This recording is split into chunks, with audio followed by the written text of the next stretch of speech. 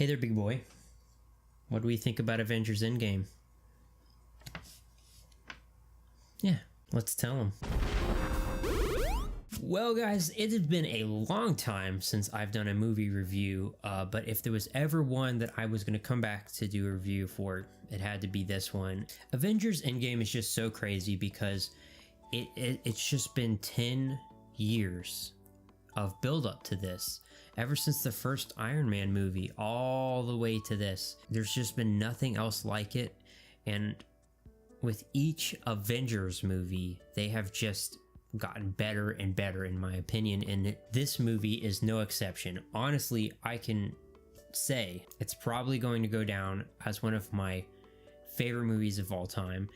And I say probably because I always like to reflect a little bit. I mean, it is 3 a.m. right now, so I spent most of the night talking to people, getting different perspectives, just, you know, was talking about what we felt, you know what I mean? The initial feeling of leaving the movie theater, the feeling after you thought about it for a little while, the drive home, you know, all these things. And this is going to be a free section of the video. I will let you know when we do get into spoilers, and I will give you my rating before we get into spoilers. However, as far as how I feel about it as of this moment, you know, there are a few things that you can give or take in this movie, but let's just break it down. You know, it's shot beautifully. The CGI is on point. There's no point in the movie where it looks fake and it takes you out of it. The fakest CGI was probably the preview for the new Will Smith movie coming out where he's like fighting a younger version of himself. I don't know what was going on with the CGI in that. But as far as Endgame goes, it is on point. There's an amazing story, and it's just so incredible because they have so many characters in this movie. More than any movie ever. There are so many characters to deal with, so many plot threads from the last movie that they have to pick up off of, so many things that they have to keep going and keep alive, and they do it. Somehow they do it. Now, I know there's a lot of people, myself included, that were really worried about Captain Marvel because she hasn't been a part of the last 10 years. She's only just now come in, you know, and as far as the movies go, they have made her incredibly powerful. So one big fear that a lot of people were having was that she was going to come in and wreck the day or save the day or however you want to put it. And I don't feel like that happened at all. I feel like they were very respectful with it, both to her character and to the remaining cast. Whether you like her or not, at the end of the day, I feel like justice was done there, and that the proper homage was given to the original Avengers cast. This movie has got a lot of action.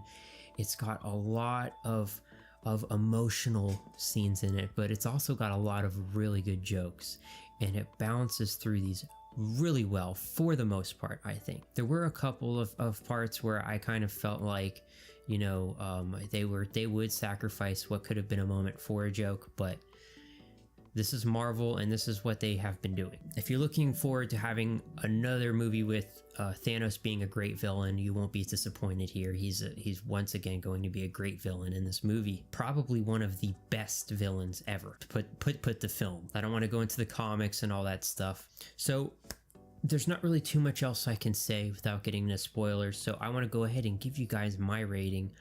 I am going to give this movie a 10 out of 10.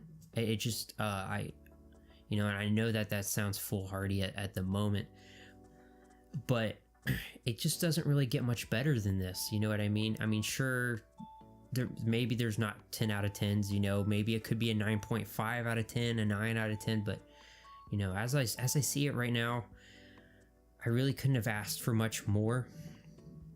This movie was a great conclusion to the last 10 years of Marvel filmmaking, and what I really love about it, and what I think, and this isn't a spoiler, but something I think you can really take away from this is that if this is as far as you want to go with the MCU, you can. And you can kind of just leave it at that. I believe that there's going to be a satisfying conclusion to the overall storyline that has been told all the way from Iron Man 1 till this point. So if you do not want to see the spoiler section of this video, I want to thank you so much for watching. I'm going to bring this up in my next video, which will be coming out Tuesday, but I just want to thank you guys for 500 subscribers. I know that this video is not going to be crazy edited like most of my videos. I just kind of wanted this to be a simple review, but from the bottom of my heart, thank you guys so much for all of you who have subscribed and been watching recently. I really appreciate it. All right, spoilers in 3, 2, 1.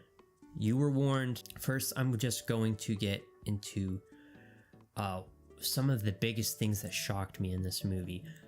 Right off the bat, Thanos getting killed at the beginning of the movie.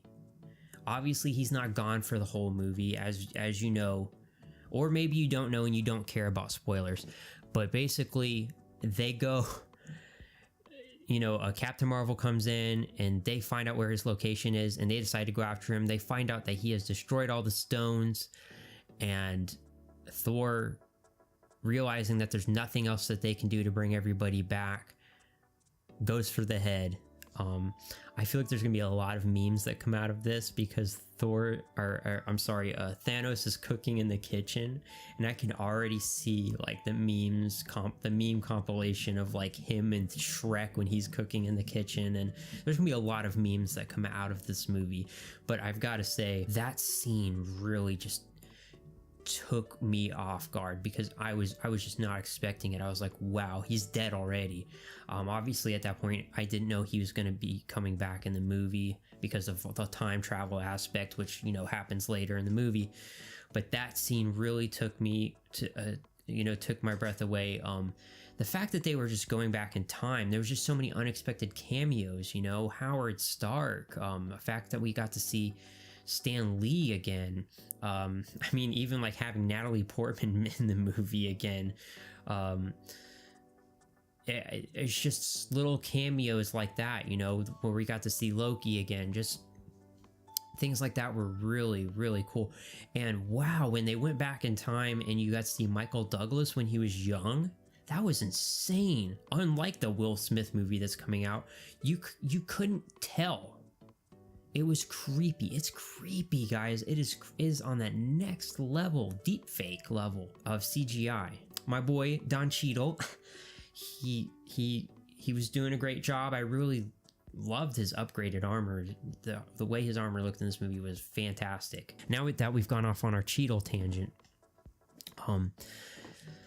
The biggest one, obviously, and one that, you know, left me sitting in my seat and really thinking, was the conclusion in which Tony Stark sacrifices himself and takes the Infinity Stones, and he's the one to finish off Thanos.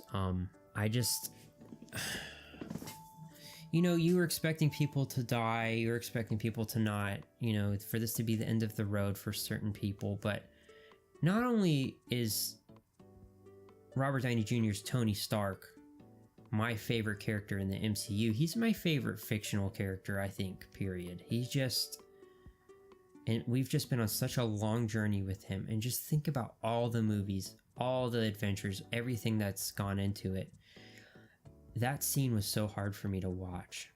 And I know it was necessary, and honestly, it was the best way if they were going to do it, which obviously they were, but if they were going to do it, I don't think it could have been done better.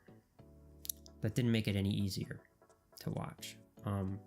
I think it's really going to get to me more and more as I think about it, but really in that moment, I don't know what I'm saying because it really did get to me. And the movie kind of kept going, and, you know, I liked what they did with Captain America. Although, if I'm getting technical, in the first Captain America, he mentions how he has an accelerated cell regeneration, which is kind of similar to Wolverine.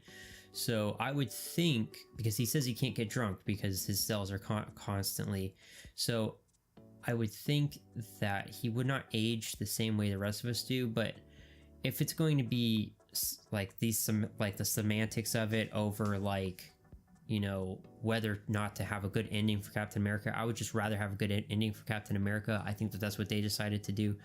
So I liked the way they concluded his story. But getting back on track, they, you know, after Tony died and we had the funeral and everything, you know, they were just doing, there was jokes and things, and I understand it, and I'll probably enjoy them the second time watching it, because I definitely will go see this movie a second, third, maybe even a fourth time. I don't know. But I just couldn't get into it. I couldn't get into the jokes because it was just like, and I know this sounds silly, but it was just like watching someone you really care about die on screen. And it wasn't like that. It was that. And, you know, I was kind of just like, I need some time here. You know, I need some time to take this in, that Tony Stark is dead and that there is not going to be an Iron Man in the MCU anymore.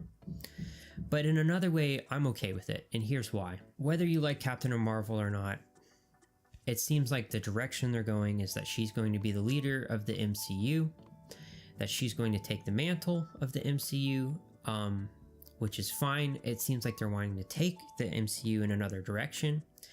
So I am glad that in this movie, I can say if I want that I can take my hands off and be like, that was great. That was a whole great saga all the way from Iron Man to Endgame.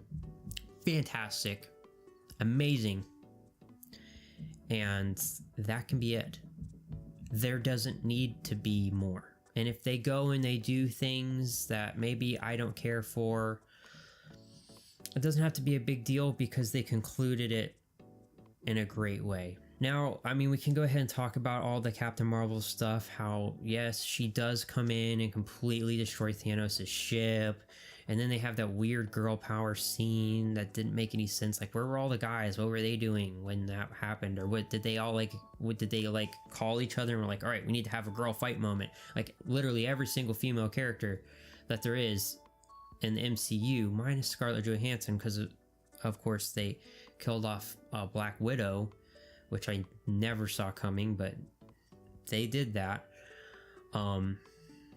Which I kind of understood, but you know, you wanted Hawkeye to go home to his family, but at the same time, you know, I felt like he would have probably been the better choice. And but going forward, but anyway, like I said, as far as the MCU's future, I'm not really that concerned. But getting back to you know, they had the whole girl power scene where they all get together and fight, which the big positive I saw in that was at least Captain Marvel's not like, oh, it's just a one-man show. At least she had a team, even if it was a whole bunch of girls, and didn't really make sense. You know, that scene, and then like when she's fighting Thanos and he headbutts her and it makes the metal ka-ching sound and she's unfazed. Dude, like he didn't have the stones a second ago, the Infinity Stones, and he bloodied Thor to a pulp. Now, I know Thor's not in his best shape right now, but I mean, like, he was taking almost everybody to task, you know? The only person that kind of had him on the ropes was Scarlet Witch. But you're telling me, and when he fought Scarlet Witch, he didn't have the Infinity Gauntlet, but you're telling me, so he had the Infinity Gauntlet, but you're gonna be a problem for him? He can't even beat you with the Infinity Gauntlet? And then he did this thing where he had to take the Power Stone off and hit her with it in his fist, and that didn't make sense to me. I was like, all right, in the last movie, whenever he used the Soul Gem, I'm sorry, not Soul Gem, whenever he used an Infinity Stone, you know, one of them would light up in the gauntlet. He didn't need to take it off. He's like, all right, now I need to use the Time Stone. Like, that's not what happened in the last movie. If he wanted to do something with it, if he wanted to use the Power Stone, it would just light up on the gauntlet. He would be able to punch her. He had the gauntlet on.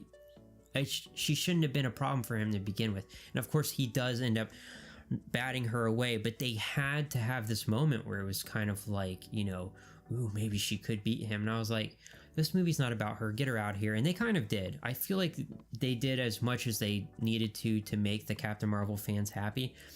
But this movie's not about you. Get her out of here. So I can live with it because she didn't do what everybody thought what she was going to do, which is come in and save the day.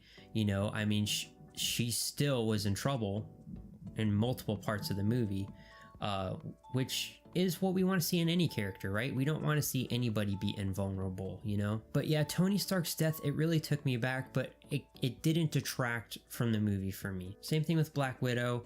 I thought it was a weird decision, but like I said, the MCU going forward, I'm not really too concerned about, because I saw the story that I wanted finished. And now I do think it's gonna be interesting what they did with Thor, how he's going to, first of all, Fat Thor. Let's just talk about that. That was hilarious. I need some more Fat Thor. And he didn't go away halfway through the movie. Him and then pretty much Gray Hulk, but he was still green, which I'm pretty sure that happened in the comics too. But, you know, Smart Hulk, you know, Bruce Hulk. That was amazing. That whole, like, there was just so many funny scenes, like where him and Ant-Man are trying to get the picture. And like I said, the movie had so many characters. And then all the characters that come back at the end. You know, you got to see Doctor Strange again. You got to see Black Panther again. You got to see, like I said, Scarlet Witch came back. And all these different armies and Asgardian armies, and everybody got to come back. That scene was so cool.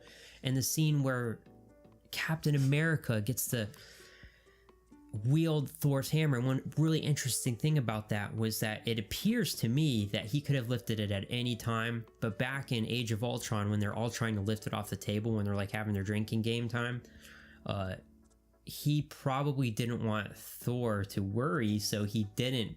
But it kind of moved a little bit. And if you notice, when he does get the hammer, Thor says, "I knew it." Meaning, back in Age of Ultron, you could lift it, is what I took from it. And Thanos, I felt like he got justice. He got to be a badass villain in both movies, and everybody got a piece of him in this movie pretty much. And then, like I said, that Tony was the one to do it, and how he did it, where he was like, "I'm inevitable," and then he noticed he didn't have the stones, and then Iron Man says the first line that he said at the end of the first Iron Man movie, "I am Iron Man." I thought that was just, that was just perfect. Thank you so much, Russo brothers. Thank you so much for this movie. And you know what? There's so much more to talk about with this movie, but this video is already going to be going over so long. So I encourage you, if you want the discussion to continue, go ahead and go down in the comment section below. I'd love to talk to you about it down there. I really enjoyed it.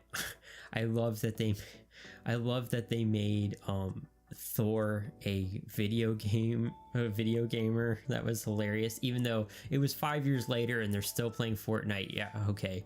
I guess Fortnite's still gonna be relevant in 5 years. Maybe. I don't know. We'll see.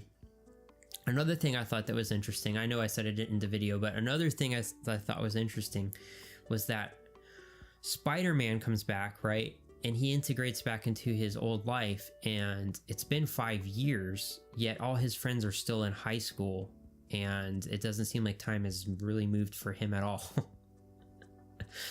I mean, if it's 5 years, you know, most of his friends would have graduated by now and been a little bit older than him, but they kind of edged the line with that a couple of times in this movie. And the thing I kept telling myself was, well, you know, it's a big movie and they have to get everything to work, so I'm willing to ignore certain things, you know, to make it work. You know, maybe that's wrong on my part. I don't know.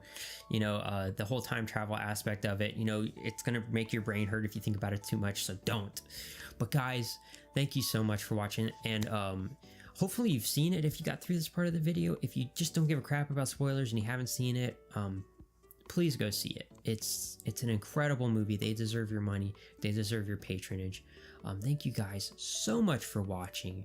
And as always, stay awesome, stay beautiful, and I'll see you in the next video.